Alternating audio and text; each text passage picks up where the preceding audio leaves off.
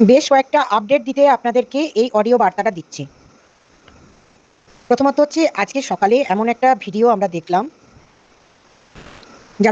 যারা হিন্দু ধর্মকে মানি, অর্থাৎ হিন্দু ধর্মের যারা এয়শ্রী আছেন, যারা স্বামীর মঙ্গলার্থে স্বামীর জন্য শাঁখাপলা শুধু পড়েন না, এটা হিন্দু ধর্মের একটা রীতি রেওয়াজও।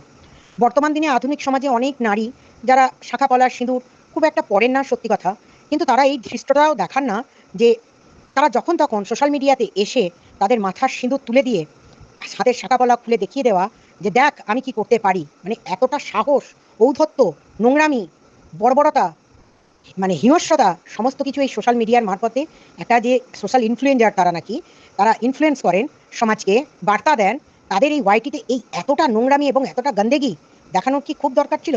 এই হিন্দু ধর্মটাকে কি এতটা নিচে নামানোর দরকার ছিল?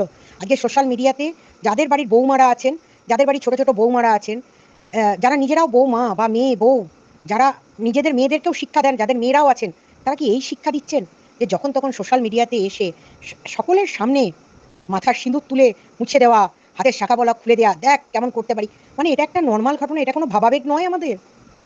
সেই ভাবাবেগে চরমতম আঘাত করা, এটা আপনারা কিভাবে নিচ্ছেন আমি জানি না, কারণ এটা সাধারণত প্রকৃতিস্থ অবস্থায় করা যায় না। যারা অপ্রকৃতিস্থ অবস্থায় থাকেন আর কি, অর্থাৎ সাধারণভাবে তারা জীবনযাপন করেন না, কারণ অনেকটা গাঁজার নেশা এবং ড্রাগ অ্যাডিকশনের মধ্যে থাকলে, ঘোরের মধ্যে থাকলে তারা বলেন এগুলো করে থাকেন। তো আপনাদেরকে প্রমাণ দিয়ে চলেছি একের পর এক, আপনারাও বুঝতে থাকুন যে এই মানে চরমতম নোংরা পরিবারটার বিরুদ্ধে কেন এখনো পর্যন্ত এফআইআরটা স্টার্ট করছে না। তার জন্য আমরা সামনের সপ্তাহের দিকে একটা ডাক দেব চুঁচড়া থানাতে। আর এইভাবে হিন্দু ধর্মের অপমান আমরা মেনে নেব না। এটার জন্য আপনারা যারা এগিয়ে আসতে চাইছেন তারা আসুন, এসে সবাই চুঁচড়া থানাতে জড়ো হন, এবং আমরা একটা ডেপুটেশন তো দেবই, সাথে চুঁচড়া থানার ওপর একটা বার্তা তৈরি করা যে আপনার এখান থেকে পশ্চিমবাংলার ভিতরে নয়, সারা ভারতবর্ষ যে স্ক্রিনটার মারফত দেখতে পাচ্ছে সেখানে কতটা নোংরা জিনিস সকলের সামনে আসছে, এবং সেটাকে কামিয়ে তারা রোজগার করে খাচ্ছে শুধুমাত্র পুলিশের নাকের ডগায়। পুলিশেরও কোনো ক্ষমতা নেই। আর অন্যদিকে আর একটা কথাও আপনাদের জানানোর আছে, আনুষ্কা বলে একটি প্রোফাইল তৈরি হয়েছিল, সেই প্রোফাইলটির বিরুদ্ধে একটি এফআইআর লজ করা হয়েছে।